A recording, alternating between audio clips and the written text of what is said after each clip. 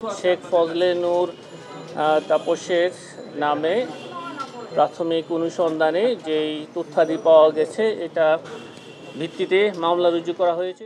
সাবেক সংসদ সদস্য এবং সাবেক মেয়র ঢাকা দক্ষিণ সিটি কর্পোরেশন দায়িত্ব পালনকালে স্বীয় ক্ষমতার অপব্যবহারপূর্বক বিভিন্ন অনিয়ম ও দুর্নীতির মাধ্যমে জ্ঞাত আয়ের সাথে অসঙ্গতিপূর্ণ ৭৩ কোটি টাকারও বেশি মূল্যের সম্পদের মালিকানা অসাধু উপায়ে অর্জনপূর্বক ভোগ দখলে রেখে এবং তার নামেও ২৭টি ব্যাংক হিসাবে প্রায় ৫৩৯ কোটি টাকারও বেশি অস্বাভাবিক লেনদেন এবং ২,৬৩,০০০ টাকারও বেশি মার্কিন ডলার জমা এবং ২,৫৩,৭৯১ মার্কিন ডলার উত্তোলন, সর্বমোট ৫,১৭,০০০ টাকারও বেশি মার্কিন ডলার, ৫,১৭,৫২৭ মার্কিন ডলার অস্বাভাবিক লেনদেনের মাধ্যমে অপরাধলব্ধ অবৈধ অর্থ গোপন ও আড়াল করার উদ্দেশ্যে জ্ঞাতসারে হস্তান্তর ও স্থানান্তর করে দুর্নীতি দমন কমিশন আইন ২০০৪-এর ২৭-১ ধারা, মানি লন্ডারিং প্রতিরোধ আইন ২০১২-এর ৪-এর ২ ধারা এবং দুর্নীতি প্রতিরোধ আইন ১৯৪৭-এর ৫-এর ২ ধারায় শাস্তিযোগ্য অপরাধ করায় তার বিরুদ্ধে একটি মামলা রুজু করা হয়েছে।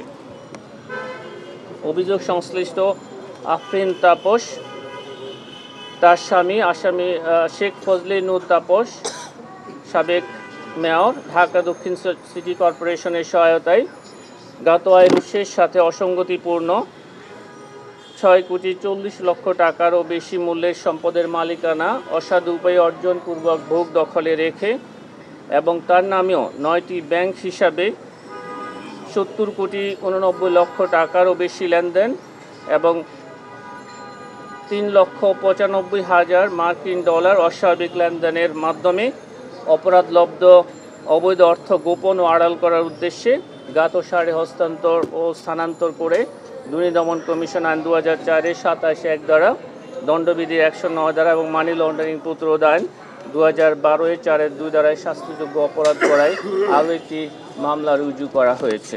শেখ ফজলে নূর তাপসের ব্যাপারে আমরা অনেক শুনেছি, মাত্র এত টাকা অনেকে আলোচনা করছি, মানে এটি নিয়ে একটু ধোঁয়াশাতে রয়েছে, মানে একটু যদি বলতে পরবর্তীতে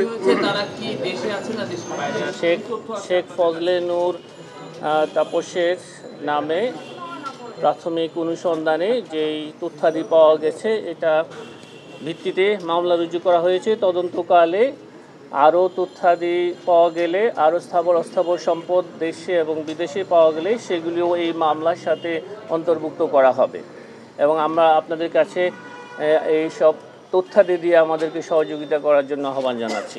আপনাদের কাছে যদি আরও তথ্যাদি থাকে স্থাবর অস্থাবর সম্পদ সংক্রান্ত, সেগুলি আমাদেরকে সরবরাহ করতে পারেন। তার পরিবার কি দেশে আছেন? আপনাদের কি বলেন? আপনারা দেশ থেকে নিষেধাজ্ঞাও দিয়েছিলেন, তারা কি তাহলে দেশে আছে?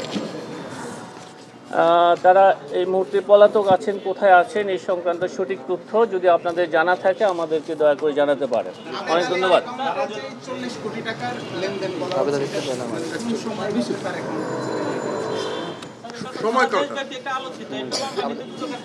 এই সংক্রান্ত তথ্যাদি এজাহারে বিস্তারিত আছে, আমরা আপনাদেরকে এজাহার সরবরাহ করবে, সেখানে পুরো লাইভ চলতেছে তো একটু গুছিয়ে বলে দিন। যদি দেশের বাইরে থেকে থাকেন পরিবার এবং উনি, তাহলে তার বিচার কিভাবে করবেন, তার তদন্ত কিভাবে?